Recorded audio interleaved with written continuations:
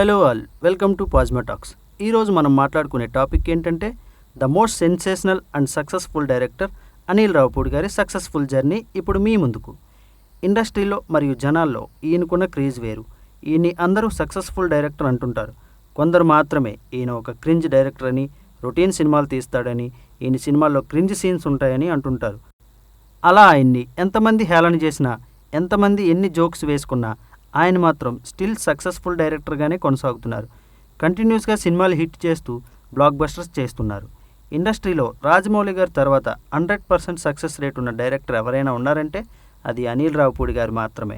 ఆయన ఏ జోనర్లో సినిమా తీసినా అది ఖచ్చితంగా హిట్ అయి తీరుతుంది. సారీ ఆయన హిట్ అయ్యేలాగా చేస్తున్నారు. సో లేట్ చేయకుండా అనిల్ రావిపూడి గారి జర్నీ ఇప్పుడు చూసేద్దామా. అనిల్ రావిపూడి గారు చిన్న వయసులో ఒక టేప్ రికార్డర్లో శ్రీదేవి పెళ్ళం అనే క్యాసెట్ని పదే వినేవారంట. అలా వింటూ అందులో వచ్చే ప్రతి క్యారెక్టర్ని ఇమిటేట్ చేస్తూ మిమిక్రీ చేసేవారంట.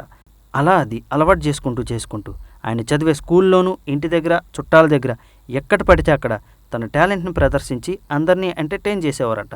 అది చూసి అందరూ ఆయన్ని మెచ్చుకునేవారట. ఏదైనా ఫంక్షన్ జరిగితే చాలు అందరూ కూర్చొని అనిల్ రావిపూడి గారితో మిమిక్రీ చేయించుకొని మరీ ఎంజాయ్ చేసేవారట. అలాగే అనిల్ రావిపూడి గారికి సినిమాల మీద ఉన్న మక్కువతో ఎక్కువగా సినిమాలు చూస్తూ సినిమాల్లోకి వెళ్ళాలని అనుకునేవారంట.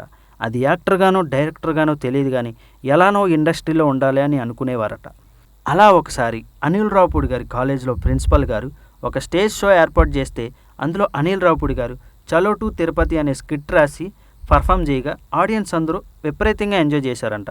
అనిల్ రావిపూడి గారికి అప్పుడు అర్థమైందంట, ఓకే మనం స్కిట్ రాస్తే ఎంతమంది ఎంజాయ్ చేస్తారా, మనం కూడా కథలు రాయొచ్చు అని అనుకోవడంతో సినిమాల్లోకి వెళ్ళాలన్న నిర్ణయం ఇంకా బలంగా ఏర్పడింది. అప్పుడు అనిల్ రావిపూడి గారు వాళ్ళ పేరెంట్స్ దగ్గరికి వెళ్ళి నేను సినిమాల్లోకి వెళ్తాను అని చెప్పగానే వాళ్ళ పేరెంట్స్ కూడా ఓకే వీడికి టాలెంట్ ఉంది వెళ్ళనిద్దామని చెప్పి ఒక 3 సంవత్సరాలు టైం ఇస్తాం, ఈ 3 సంవత్సరాల్లో నువ్వు సెటిల్ అయితే ఓకే, లేదంటే వచ్చి జాబ్ చేసుకోవాలి అని చెప్పడంతో సినిమాల్లోకి వెళ్ళాలని అనిల్ రావిపూడి గారు నిర్ణయించుకున్నారు. మీకు తమ్ముడు సినిమా గుర్తుంది కదా, ఆ సినిమా డైరెక్టర్ అరుణ్ ప్రసాద్ గారు అనిల్ రావిపూడి గారికి బాబాయ్ అన్నమాట.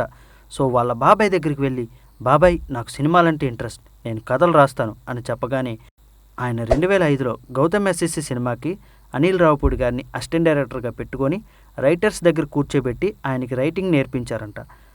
ఆ సినిమా రైటర్స్ అనిల్ రావిపూడి గారికి కొన్ని సీన్స్ చెప్పి వాటికి డైలాగ్స్ రాయమని అడగ్గా వాటికి అనిల్ రావిపూడి గారు డైలాగ్స్ రాసి ఇచ్చేవారట.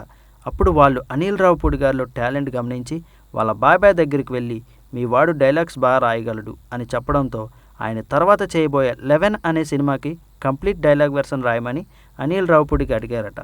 అనిల్ రావిపూడి గారు ఆ సినిమాకి ఫుల్ డైలాగ్ వెర్షన్ రెడీ చేసి వాళ్ళ బాబాయ్కి ఇవ్వగా అరుణ్ ప్రసాద్ గారు అనిల్ రావిపూడి గారు రాసిన డైలాగ్స్కి ఇంప్రెస్ అయ్యి బాగా రాసావు అనడంతో అనిల్ రావిపూడి గారికి ఇంకా కాన్ఫిడెన్స్ పెరిగిపోయింది. అన్ఫార్చునేట్లీ ఆ 11 అనే సినిమా మెటీరియలైజ్ అవ్వలేదనుకోండి. ఆ తర్వాత అనిల్ రావిపూడి గారు చాలా సినిమాలకి గోస్ట్ రైటర్గాను, డైలాగ్ రైటర్గాను, అసిస్టెంట్ డైరెక్టర్గాను వర్క్ చేశారు. శంఖం, శౌర్యం, కందిరీగ, దరువు వంటి మనకి గుర్తున్న సినిమాలకి ఆయన రైటర్ కమ్ అసిస్టెంట్ డైరెక్టర్గా వర్క్ చేశారు. కందిరీగ సినిమాతో ఆయనకి రైటర్గా మంచి గుర్తింపు రావడం, తర్వాత ఆయన పనిచేసిన కొన్ని సినిమాలకి ఆయనకి క్రెడిట్ ఇవ్వకపోవడంతో ఆయన డైరెక్టర్ అవ్వాలని నిర్ణయించుకున్నాడు. అప్పుడే పటాస్ సినిమా కథ రాసుకున్నాడు. ఆ కథ పట్టుకొని పెద్ద కంపెనీలన్నీ తిరిగాడు. పెద్ద సినిమా ఆఫీసుల చుట్టూ తిరిగి అనేక మంది హీరోస్కి కథ చెప్పాడు. అందరూ బాగుందంటున్నారు కానీ డైరెక్షన్ ఛాన్స్ మాత్రం ఇవ్వడం లేదు. ఒక చిన్న హీరోతో సినిమా తీయాలని ఆలోచన పుట్టిన అనిల్ రావిపూడి గారు కళ్యాణ్ రామ్ గారి దగ్గరికి వెళ్ళి పటాస్ కథ వినిపించారంట. పటాస్ కథ విన్న కళ్యాణ్ రామ్ గారు ఆ సినిమా కథ నచ్చడంతో ఈ సినిమా నాతోనే ఎందుకు, ఒక పెద్ద హీరోతో తీయొచ్చు కదా అని చెప్పగానే అనిల్ రావిపూడి గారు సార్ ఈ సినిమాని మీతోనే చేయాలని ఉంది అని చెప్పారంట. అప్పుడు కళ్యాణ్ రామ్ గారు లేదు, నేను ఇదివరకు చేసిన సినిమాలన్నీ ఫ్లాప్ అయ్యాయి, ప్రొడక్షన్ ఆపేద్దాం అనుకుంటున్నాను, ఇప్పుడు ఓం 3D సినిమా చేస్తున్నాను, ఈ సినిమా రిజల్ట్ని బట్టి మనం సినిమా చేద్దామని అనిల్ రావిపూడి గారిని వెయిటింగ్ లిస్ట్లో పెట్టారంట. అనిల్ రావిపూడి గారు వెయిట్ చేస్తూ ఓం 3D సినిమా రిలీజ్ అయిన తర్వాత కళ్యాణ్ రామ్ గారి దగ్గరికి వెళ్ళి సార్ మనం సినిమా చేద్దామా అని అడిగారంట. అప్పుడు కళ్యాణ్ రామ్ గారు ఓం 3D ఫ్లాప్ అయింది కదా, ప్రొడక్షన్ ఆపేద్దాం అనుకుంటున్నాను అనిల్ అని చెప్పడంతో లేదు సార్ ఎలాగూ ఇన్ని సినిమాలు చేశారు కదా, ఈ ఒక్క సినిమా చేయండి, నన్ను నమ్మండి అని చాలా కాన్ఫిడెంట్గా చెప్పడంతో కళ్యాణ్ రామ్ గారు అనిల్ రావిపూడి గారికి డైరెక్షన్ ఛాన్స్ ఇచ్చారు.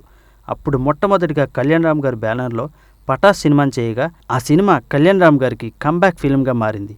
అనిల్ రావిపూడి మొదటి సినిమాతోనే సూపర్ హిట్ కొట్టి ఒక మంచి డైరెక్టర్గా ఇండస్ట్రీకి పరిచయం అయ్యారు. అలా ఫస్ట్ సినిమాతో సూపర్ హిట్ కొట్టాక దిల్ రాజు గారి ప్రొడక్షన్లో సాయి ధరమ్ తేజ్ గారి హీరోగా సుప్రీం సినిమా చేశారు.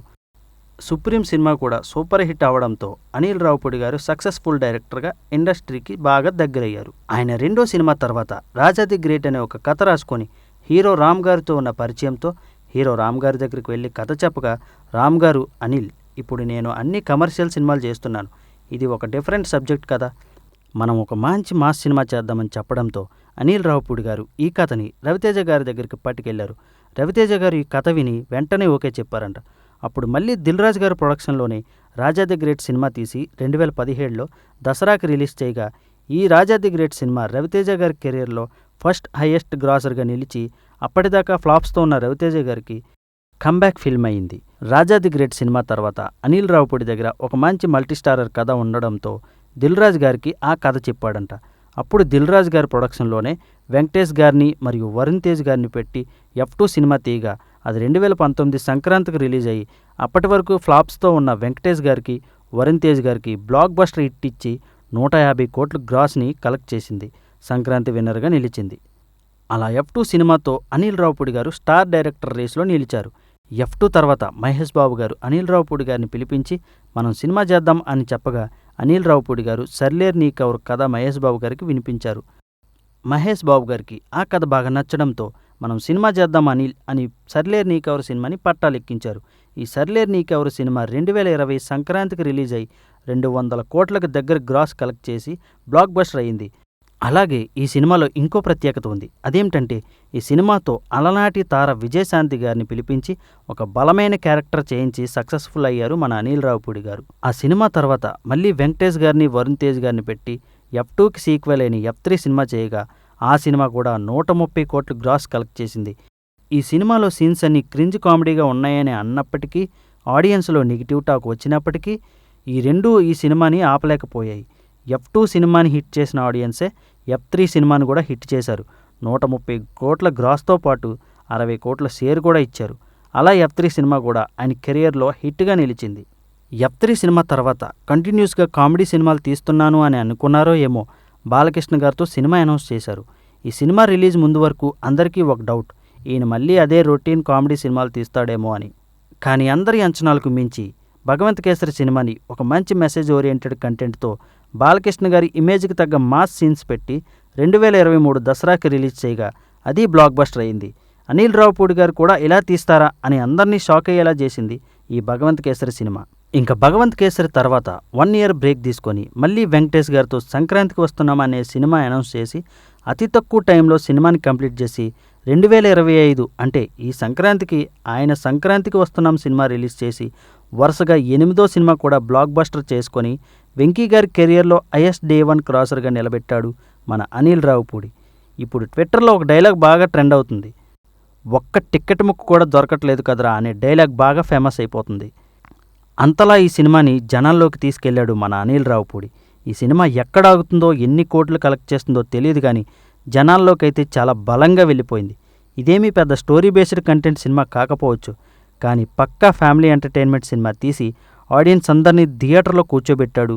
పల్లెల్లో ఉన్న ప్రతి ఫ్యామిలీని దొరికిన వెహికల్ వేసుకొని మరీ సినిమాకి వచ్చేటట్టు చేశాడు మన అనిల్ రావిపూడి.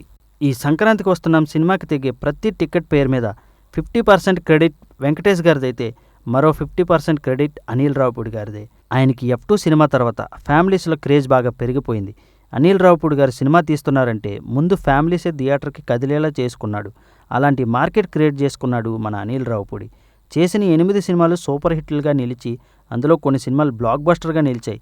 దీని అంతటికీ కారణం అనిల్ రావిపూడి గారికి సినిమాల మీద ఉన్న కసి, పట్టుదల, ప్రేమ. దీనితో పాటు ఆయన ఎప్పుడూ ఆడియన్స్ని గ్రాంటెడ్గా తీసుకోలేదు. సినిమాకు వచ్చే ప్రతి ఆడియన్ ఎన్నో కష్టాలు, బాధలు మనసులో పెట్టుకొని థియేటర్కి వస్తాడు. వాడిని ఇప్పుడు ఎలా ఎంటర్టైన్ చేయాలన్న దృష్టిలోనే ఆయన ప్రతి సినిమాని తెరకెక్కించాడు. సినిమాకు వచ్చే ప్రతి ఆడియన్ని ఎంటర్టైన్ చేసి మరీ థియేటర్ నుంచి బయటకు పంపిస్తాడు. అయినప్పటికీ ఆయన్ని ట్రోల్ చేసేవారు, హేట్ చేసేవాళ్ళు ట్విట్టర్లోని, సోషల్ మీడియాలోని చాలామందే ఉన్నారు. వాళ్ళు ఎంత నెగిటివ్ చేసినా అవన్నీ పట్టించుకోకుండా మనకున్న ఆడియన్స్ మనకున్నారు కదా, వాళ్ళు ఎంటర్టైన్ అయితే చాలు, వాళ్ళు ఎంటర్టైన్ అయ్యేలా సినిమాలు తీస్తే చాలు అనుకొని నెగిటివిటీని పట్టించుకోకుండా సినిమాలు తీయడం, బ్లాక్ బస్టర్స్ కొట్టడం అనిల్ రావిపూడి గారికి అలవాటుగా మారిపోయింది. ఇండస్ట్రీలో రాజమౌళి గారి తర్వాత చేసిన ప్రతి సినిమాని హిట్ చేసిన ఒకే ఒక దర్శకుడు అనిల్ రావుపూడి గారు మాత్రమే. మనం గొప్పోళ్ళు అనుకునే డైరెక్టర్లు సినిమాలు చేసి ఎన్నో ఫ్లాప్ సినిమాలు తీశారు. కానీ రొట్ట సినిమాలు తీస్తాడు అనుకునే అనిల్ రావుపూడి గారు మాత్రం చేసిన ప్రతి సినిమాతో హిట్ కొట్టారు. సో మీరు క్రింజ్ కామెడీ సీన్లు అనుకున్నా, క్రింజ్ సినిమాలు అనుకున్నా, జనాలు మాత్రం ఆయన సినిమాల్ని ఎంకరేజ్ చేస్తూనే వచ్చారు. ప్రతి సినిమాని హిట్ చేశారు. సో ఇకపైనైనా ఆయనపై నెగిటివిటీ తగ్గాలన్నదే మా ఈ వీడియో ఉద్దేశం. అలాగే మీరు గుర్తుపెట్టుకోవాల్సిన ఇంకో విషయం ఏంటంటే, మనం ఏ కంటెంట్తో సినిమా చేసాం, ఎలాంటి కంటెంట్తో సినిమా చేసాం అనేది ముఖ్యం కాదు. ఆడియన్స్ ఎంటర్టైన్ అయ్యేలా సినిమాలు తీసామా లేదా, తీసిన సినిమాని హిట్ చేశామా లేదా అన్నదే ఇంపార్టెంట్. ఈ విషయంలో అనిల్ రావుపూడి గారు ఆ మార్క్ని క్రియేట్ చేసుకున్నారు. సినిమా తీయడం తెలియడం ఎంత ఇంపార్టెంటో, హిట్ సినిమా తీయడం తెలియడం కూడా అంతే ఇంపార్టెంట్. అది ఆయనకి బాగా తెలుసు. రాజమౌళి గార్లా ఈ సంక్రాంతికి వస్తున్నాం సినిమాతో ఆయన 8వ బ్లాక్ బస్టర్ కొట్టేశాడు. ప్రతి పండక్కి స్టార్ హీరో సినిమా వస్తుందో లేదో తెలియదు కానీ అనిల్ రావుపూడి గారి సినిమా మాత్రం ఖచ్చితంగా వస్తుంది. ప్రతి పండక్కి స్టార్ హీరో సినిమా హిట్ అవుతుందో లేదో తెలియదు కానీ అనిల్ రావుపూడి గారి సినిమా మాత్రం ఖచ్చితంగా హిట్ అవుతుంది. ఇప్పుడు ఆయన చిరంజీవి గారితో సినిమా చేస్తున్నారని తెలిసింది. అది కూడా నెక్స్ట్ 2026 సంక్రాంతికి రిలీజ్ అనుకుంటున్నారంట. సో అనిల్ రావుపూడి గారు, మీరు మరిన్ని బ్లాక్ బస్టర్ సినిమాలు తీయాలని, ఆడియన్స్ని ఎప్పట్లాగే ఎంటర్టైన్ చేయాలని మనస్ఫూర్తిగా కోరుకుంటున్నాం. సో గైస్, వీడియో చూసారుగా. ఈ వీడియో కానీ మీకు నచ్చినట్లయితే లైక్ చేయండి, షేర్ చేయండి, కామెంట్ చేయండి. మరిన్ని మూవీ ముచ్చట్ల కోసం ఇప్పుడే సబ్స్క్రైబ్ చేసుకోండి పాజ్మా టాక్స్ని. పాజ్మా అంటే పాజిటివ్ సినిమా.